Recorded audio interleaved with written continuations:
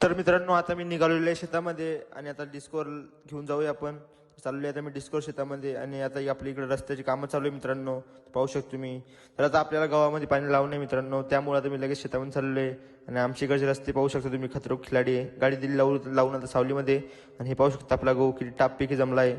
आता आपण जाऊया वरची पाईपाकडे पाणी लावायसाठी. तर चला आता आता आपल्याला हो पाईप आता एकदा पाणी काढून घेऊ पाईपामधलं आणि लगेच आता आपण पाईप जोडून देऊ. पाणी गिनी काढून घेतो आणि लगेच पाईप वगैरे जोडून देतो.